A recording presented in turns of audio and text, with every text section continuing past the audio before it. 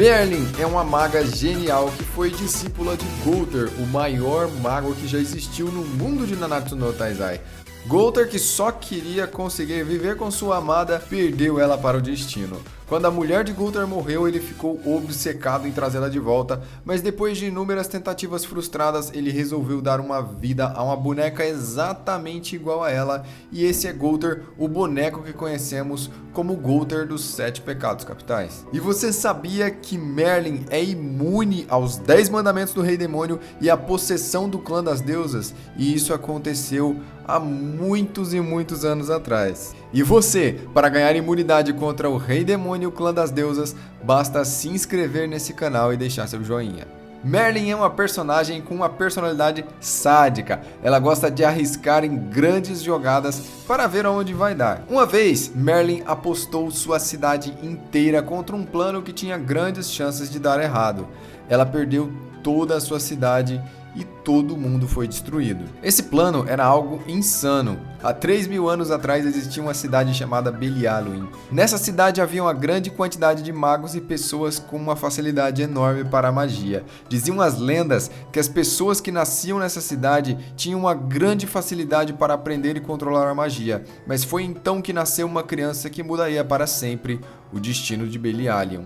Há exatamente 3.000 anos atrás, no dia 3 de dezembro, nasceu um bebê. Já no seu nascimento era possível ver que a quantidade de magia em seu corpo era absurdamente maior do que um mago normal. Mas não era só isso. Essa menina tinha uma coisa que ninguém mais tinha no mundo. Ela tinha magia infinita, capaz de invocar feitiços sem nenhum limite, e o nome dessa menina era Merlin. Passaram-se alguns anos e Belialuin, que era uma cidade muito poderosa, se opunha ao controle do clã das deusas e do clã dos demônios. Por terem magos muito poderosos, eles eram capazes de resistir, mas nunca tinham enfrentado diretamente nenhum dos dois clãs. A notícia sobre a criança milagrosa nascida com magia infinita se espalhou por todo o mundo, inclusive no reino das deusas e no reino dos demônios. Os dois clãs ficaram tentados e ambas as partes tentaram recrutar a garota para o seu lado. O Rei Demônio ofereceu um posto entre os 10 mandamentos e a Divindade Suprema um posto entre os arcanjos. Os clãs naquela época, há 3.000 anos atrás, viviam entrando em combates e guerras, e com Merlin ao seu lado, eles teriam uma poderosa aliada para vencer as lutas. Afinal, ter ao seu lado a única maga que existe no mundo com magia infinita é um grande apoio. O povo de Merlin na cidade de Belialuin se opôs, dizendo que tanto a garota quanto seu poder eram propriedade deles, e eles acham que tinham controle ou que a Merlin iria obedecer eles. Mas a pequena Merlin era independente e resolveu negociar com os clãs. Ela propôs uma competição em que o clã que desse o melhor presente para ela venceria. Ou seja, quem conseguisse fornecer a melhor bênção, digamos assim, seria o novo mestre de Merlin, e ela obedeceria todas as suas ordens. O Rei Demônio e a Divindade Suprema, por sua eterna ganância por poder, aceitaram. O Rei Demônio deu para ela todo o conhecimento das artes secretas das trevas e a tornou imune à lavagem cerebral e às habilidades de controle e possessão do clã das deusas.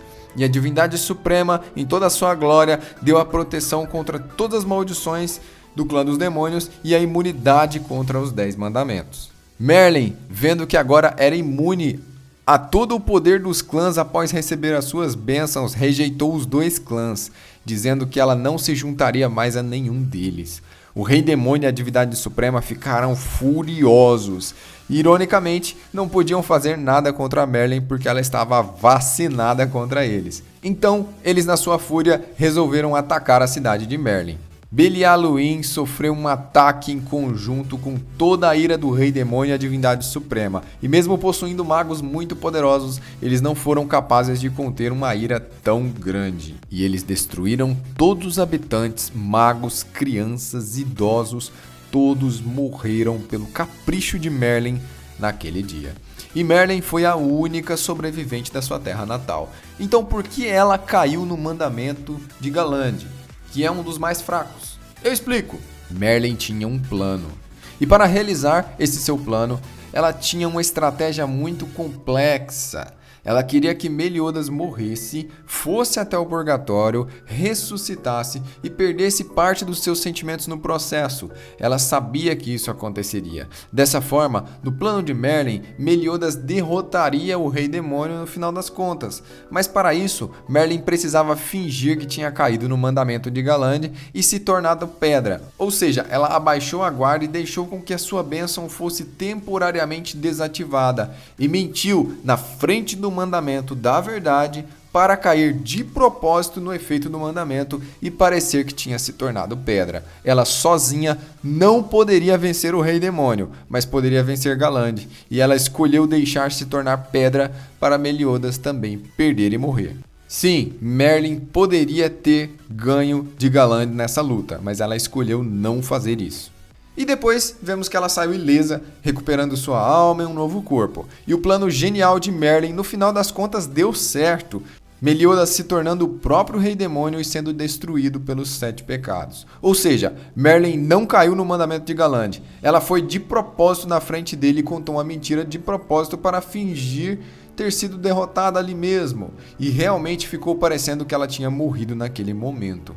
Mas ela somente tinha baixado a guarda e caído de propósito naquele mandamento. Pura estratégia.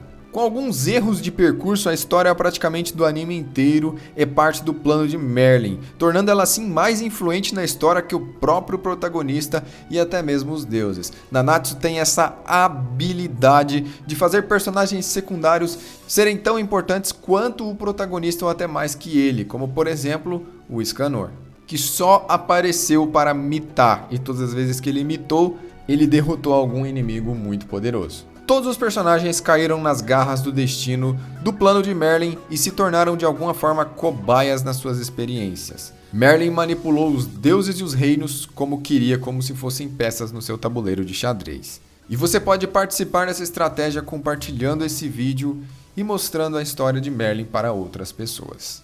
Até a próxima!